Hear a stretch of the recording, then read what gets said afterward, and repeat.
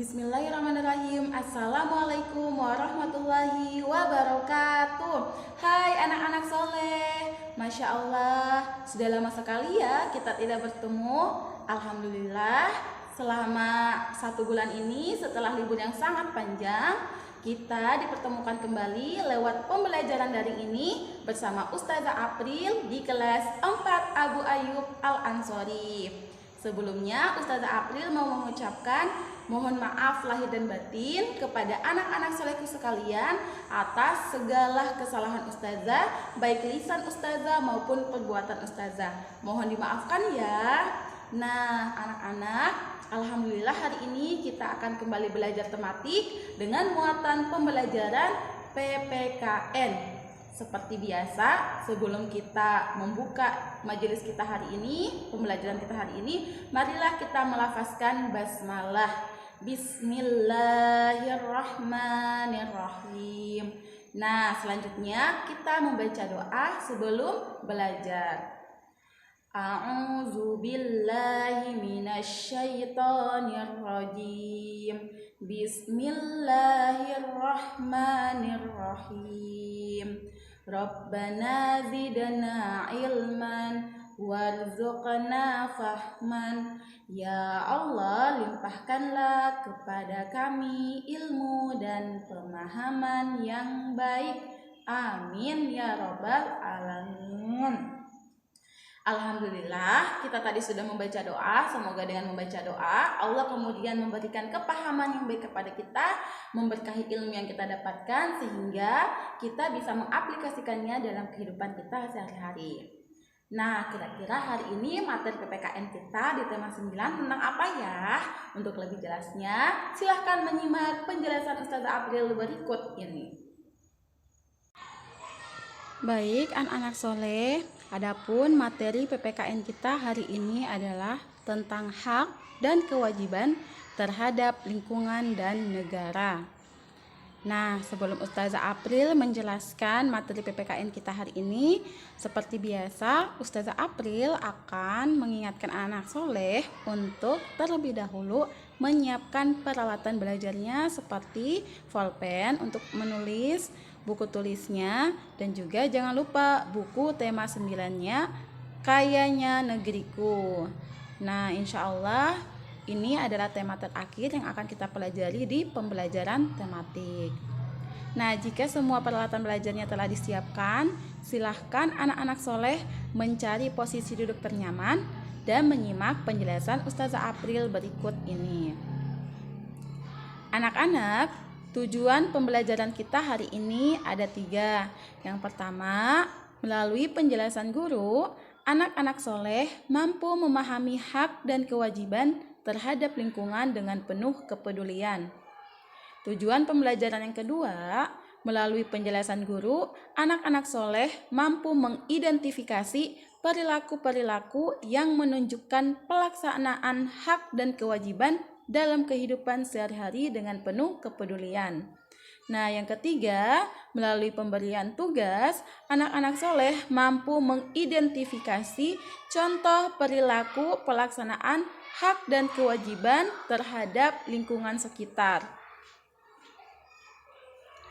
Nah, anak-anak soleh, rasa bangga dan rasa cinta terhadap tanah air dapat kita tunjukkan dengan melaksanakan hak dan kewajiban sebagai warga negara yang baik. Hak dan kewajiban tersebut dilaksanakan dengan mematuhi perundang-undangan yang berlaku. Misalnya, pada saat bersepeda di jalanan umum, maka kewajiban kita adalah harus mematuhi undang-undang lalu lintas. Ketika lampu merah, maka kendaraan kita harus berhenti. Nah, undang-undang tersebut menjamin pelaksanaan hak dan kewajiban pemakai jalan, di mana dengan undang-undang tersebut lalu lintas dapat berjalan dengan lancar. Adapun kewajiban kita sebagai warga negara dapat kita tunjukkan lewat beberapa sikap berikut ini. Yang pertama, menjunjung hukum dan pemerintahan Indonesia. Hukum bertujuan agar keadilan dan ketertiban dapat tercapai. Selain itu, hukum mengatur kehidupan manusia dalam bermasyarakat berbangsa, dan bernegara. Karena itu, setiap warga negara mempunyai kewajiban untuk menjunjung hukum dan pemerintahan. Caranya seperti apa? Dengan menaati peraturan yang telah dibuat oleh pemerintah itu sendiri. Karena jika kita dapat menaati peraturan tersebut, maka roda pemerintahan akan berjalan dengan baik dan cita-cita bangsa dan negara akan mudah tercapai. Nah, selanjutnya bisa kita tunjukkan lewat menjaga kelestarian lingkungan sekitar. Menjaga kelestarian lingkungan dapat kita lakukan dengan menjaga kebersihan tempat tinggal. Nah, beberapa tindakan yang dapat kita lakukan diantaranya seperti tidak membuang sampah sembarangan, rutin melakukan kegiatan kerja bakti, melakukan reboisasi, dan tidak melakukan perburuan liar. Lingkungan alam akan terjaga kelestariannya sehingga bisa tercipta kehidupan masyarakat yang lebih baik. Nah, kewajiban warga negara selanjutnya bisa kita tunjukkan dengan membayar pajak. Pajak merupakan salah satu sumber pendapatan negara yang digunakan untuk pembangunan, berkaitan dengan pendapatan, kepemilikan, dan harga beli barang. Kesadaran untuk membayar pajak berarti telah ikut serta menyukseskan pembangunan bangsa dan negara. Nah, kewajiban warga negara terakhir bisa kita tunjukkan lewat mengikuti pendidikan dasar. Pemerintah telah menetapkan pendidikan dasar 12 tahun mulai dari SD, SMP, dan SMA. Nah, setiap warga negara Indonesia wajib mengikuti pendidikan dasar dan pemerintahan wajib membiayainya. Tujuan pendidikan adalah agar masyarakatnya atau warga negaranya dapat meningkatkan keimanan dan ketakwaan serta akhlak yang mulia dalam rangka mencerdaskan kehidupan berbangsa dan bernegara. Oleh karena itu, anak-anak soleh, kita harus mengikuti pendidikan dasar, di mana ketika kita mengikuti pendidikan dasar berarti kita telah mewujudkan tujuan nasional. Nah, selanjutnya adalah hak sebagai warga negara. Hak sebagai warga negara ini bisa kita tunjukkan lewat beberapa tindakan sebagai berikut. Yang pertama, menikmati persamaan, kedudukan, dan kepastian di muka hukum dan pemerintahan. Hukum dibuat agar masyarakat dapat hidup nyaman, aman, dan tertib. Tidak ada hukum, pasti semua orang hidup semaunya sendiri. Selain itu, kehidupan bermasyarakat, berbangsa, dan bernegara pun tidak akan nyaman. Nah, setiap orang harus mematuhi dan menghormati hukum. Setiap pelanggar harus dikenai sanksi tanpa memilih orang atau jabatannya. Persamaan kedudukan warga negara juga berlaku dalam pemerintahan anak-anak soleh, di mana setiap warga negara yang memiliki keahlian dan kemampuan sesuai dengan bidang pemerintahan itu akan dibutuhkan oleh pemerintah. Mereka berhak menjabat dan menduduki kedudukan dalam pemerintahan. Nah, hak sebagai warga negara yang kedua bisa kita tunjukkan dengan menikmati hidup layak. Setiap orang berkeinginan untuk hidup layak dengan terpenuhinya semua kebutuhan. Cara memenuhi kebutuhan hidup adalah dengan bekerja, di mana setiap warga negara memiliki kesempatan yang sama untuk bekerja sesuai dengan keahlian dan kemampuannya masing-masing. Kehidupan yang layak adalah terpenuhinya kebutuhan hidup dengan baik. Kebutuhan hidup antara lain seperti kebutuhan pakaian, makanan, rumah, kesehatan, maupun pendidikan yang baik. Nah, hak warga negara yang ketiga bisa kita tunjukkan dengan mengeluarkan pendapat. Mengeluarkan pendapat merupakan hak setiap warga negara. Pendapat yang disampaikan haruslah bisa dipertanggungjawabkan dan tidak bersifat menghasut atau provokatif. Nah, untuk menyampaikan pendapat ini anak-anak soleh bisa kita lakukan melalui musyawarah atau juga bisa lewat media cetak. Nah, hak sebagai warga negara selanjutnya bisa kita tunjukkan dengan beragama dan beribadah, di mana sikap toleransi sangat diperlukan. Nah, negara kita, negara Indonesia, adalah sebuah negara yang beragama, di mana di negara ini ada 6 agama yang diakui secara resmi oleh pemerintahan, yakni Islam, Hindu, Buddha, Kristen, Katolik, dan Konghucu. Nah, kebebasan untuk beragama dan beribadah sesuai dengan keyakinan masing-masing ini diatur oleh pemerintahan dalam Undang-Undang Dasar 1945. Oleh karena itu, anak soleh, kita harus saling menghormati dan menghargai antar pemeluk agama yang berbeda. Nah, ini juga diajarkan dalam agama Islam. Nah, selanjutnya, hak warga negara bisa kita tunjukkan dengan membela negara. Membela negara dapat dilakukan dengan berbagai cara, misalkan melalui bidang olahraga, menjadi duta kesenian, atau mengikuti lomba iptek internasional. Nah, mereka yang kemudian diutus harus berjuang dengan sungguh-sungguh. Mereka berjuang untuk menjadi yang terbaik, agar kenapa? Agar bisa mengharumkan nama bangsa dan sejajar dengan negara lain. Nah, hak sebagai warga negara selanjutnya bisa kita tunjukkan lewat mendapat pendidikan yang layak.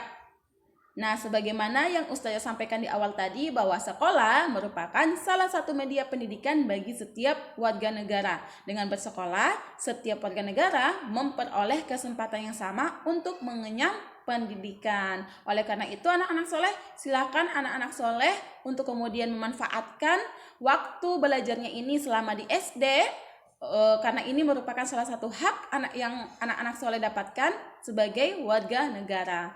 Nah, selanjutnya bisa kita tunjukkan lewat mengembangkan kebudayaan. Indonesia mempunyai kebudayaan yang bermacam-macam. Dalam beberapa kesempatan, pemerintah kita mengadakan sebuah festival kebudayaan. Tujuannya agar kebudayaan di Indonesia tetap terpelihara dan lestari. Oleh karena itu, anak-anak soleh, sebagai warga negara yang baik, kita harus bisa melestarikan dan menjaga kebudayaan yang ada di negara kita, karena negara kita memiliki begitu banyak keanekaragaman kebudayaan. Nah, terakhir bisa kita tunjukkan lewat menikmati kekayaan alam. Dalam Undang-Undang Dasar 1945 disebutkan bahwa bumi, air, dan kekayaan alam yang terkandung di dalamnya adalah pokok-pokok kemakmuran rakyat. Oleh sebab itu, harus dikuasai oleh negara dan dipergunakan semaksimal mungkin demi kemakmuran rakyat. Cabang-cabang produksi yang penting bagi negara dan menguasai hajat hidup orang banyak harus dikuasai oleh negara, di mana hasil pengolahan alam tersebut digunakan kembali untuk membiayai berbagai macam pembangunan. Sebagai contoh, misalkan untuk membangun jalanan ke sekolah, untuk membangun sarana dan prasarana. Nah, dengan demikian rakyat akan merasakan nikmatnya hasil kekayaan alam. Nah, selanjutnya kita akan mempelajari tentang kewajiban terhadap sumber daya alam. Ada 5 kewajiban yang bisa kita lakukan untuk menjaga sumber daya alam kita. Yang pertama, mengurangi kegiatan yang banyak dan menghabiskan sumber daya alam. Yang kedua, pemanfaatan teknologi dan peralatan yang ramah lingkungan. Yang ketiga, menjaga dan melestarikan alam untuk menjaga ketersediaan sumber daya alam. Yang keempat, melakukan reboisasi untuk menjaga ketersediaan sumber daya alam, terutama air. Karena air ini adalah sumber daya alam yang paling banyak digunakan oleh manusia dalam memenuhi kebutuhan hidupnya sehari-hari, mulai dari memasak, mandi, mencuci pakaian, dan lain-lain. Kemudian kewajiban yang kelima adalah menggunakan energi alternatif. Nah, energi alternatif ini contohnya apa saja? Seperti air, matahari, angin, udara, dan lain-lain. Tumbuhan juga hewan. Nah, setelah kita mempelajari hak kita terhadap sumber daya alam, kewajiban kita terhadap sumber daya alam, selanjutnya kita akan mencari tahu bersama yang menjadi hak kita terhadap sumber daya alam. Anak-anak soleh, kekayaan sumber daya alam yang kita miliki, baik yang dapat diperbaharui maupun yang tidak dapat diperbaharui, bermanfaat bagi kelangsungan hidup masyarakat. di mana setiap anggota masyarakat memiliki hak untuk memanfaatkannya. Hak untuk memanfaatkan sumber daya alam ini bisa dilakukan secara langsung maupun tidak langsung. Sebagai contoh, misalkan hasil pertanian yang didapatkan langsung bisa dikonsumsi langsung oleh masyarakat. Contoh lainnya, pemanfaatan yang dilakukan secara tidak langsung adalah hasil dari sumber daya alam diolah terlebih dahulu agar dapat dimanfaatkan untuk kepentingan masyarakat. Sebagai contoh misalkan seperti padi atau pohon ya, pohon-pohon yang ada di hutan itu diolah dulu oleh masyarakat, kemudian diolah menjadi lemari, kursi dan lain-lain untuk kemudian dipergunakan bersama. Nah, anak-anak soleh, pemanfaatan sumber daya alam harus dilakukan dengan hati-hati dan bijaksana. Sumber daya alam yang kita miliki harus dilestarikan. Kita tidak boleh memanfaatkan secara sembarangan. Jika sumber daya alam yang kita miliki habis atau rusak, maka akan terjadi bencana. Lingkungan yang rusak dapat mengancam kehidupan masyarakat. Misalkan seperti laut yang tercemar. Nah, ketika laut tercemar, maka ikan juga yang menjadi konsumsi masyarakat sehari-hari akan ikut tercemar dan orang yang memakannya pun akan sakit. Nah, menjaga kelestarian alam merupakan kewajiban kita, baik sebagai individu maupun masyarakat. Karena pentingnya menjaga kelestarian lingkungan dan sumber daya alam yang ada di dalamnya, maka sudah sepatutnya sebagai masyarakat atau sebagai warga negara, kita bisa melakukan kerjasama antar anggota masyarakat maupun pemerintah lewat beberapa tindakan berikut ini. Yang pertama, melaksanakan kerja bakti kebersihan secara rutin. Nah, ini adalah contoh bentuk kerjasama masyarakat dalam menjaga kelestarian lingkungan. Melaksanakan kerja bakti kebersihan secara rutin. Kemudian yang kedua, saling mengingatkan jika ada yang merusak lingkungan. Nah, yang ketiga, melakukan kegiatan reboisasi di lingkungan sekitar tempat tinggal. Nah, yang keempat bisa kita tunjukkan lewat mengelola sampah dengan baik, menjadikan sampah sebagai bahan daur ulang. Selanjutnya, kerjasama warga masyarakat dengan pemerintah dalam menjaga kelestarian lingkungan bisa kita tunjukkan lewat beberapa tindakan. Yang pertama, memberikan sanksi sepadan kepada perusak lingkungan. Yang kedua, memberikan hadiah dan penghargaan kepada pribadi ataupun kota yang menjaga kelestarian lingkungan seperti penghargaan Adipura dan Kalpataru. Nah, yang ketiga, membentuk LMDH atau Lembaga Masyarakat Desa Hutan untuk mengontrol secara swadaya kelestarian hutan. Nah, yang keempat bisa kita tunjukkan dengan menyediakan tempat pembuangan sampah. Nah, ketika masyarakat dan pemerintah bisa bekerja sama dengan baik untuk menjaga kelestarian lingkungan ataupun kelestarian sumber daya alam, maka ada begitu manfaat yang akan kita peroleh anak-anak soleh. Di antaranya yang pertama, hidup aman, di mana kita akan terhindar dari bencana alam seperti banjir, longsor, dan lain-lain. Nah, yang kedua, hasil alam yang melimpah ruah, di mana hasil alam ini bisa kita gunakan untuk memenuhi kebutuhan hidup kita sehari-hari. Yang ketiga, manfaat yang ketiga adalah hidup nyaman. Kenapa? Karena lingkungan kita asri dan udaranya bersih, tidak ada polusi udara. Nah, manfaat yang keempat, kebutuhan tercukupi dengan baik karena telah disediakan alam. Yang kelima, meningkatkan kesejahteraan masyarakat dengan mengelola dan memanfaatkan sumber daya alam. Nah, manfaat yang keenam, sumber daya alam yang terjaga dengan baik akan menjadi modal pembangunan bagi bangsa dan negara ini. Nah, demikian penjelasan Ustazah April tentang materi PPKN kita hari ini. Selanjutnya, sebagai bahan follow up, Ustazah April akan memberikan tugas kepada anak-anak soleh. Insya Allah tugasnya sangat mudah.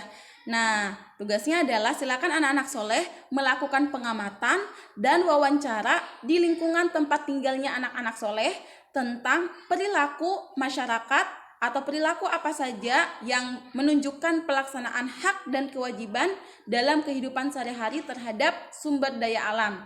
Nah, ketika anak-anak soleh sudah melakukan pengamatan dan wawancara, silakan hasil pengamatan dan wawancaranya tersebut dilaporkan lewat tabel sebagaimana yang ada di video ini.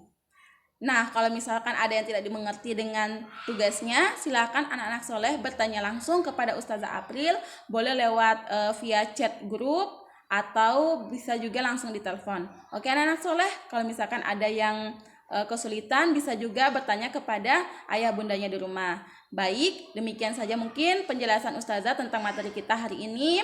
Kurang dan lebihnya mohon dimaafkan. Ustazah akhiri, wassalamualaikum warahmatullahi wabarakatuh.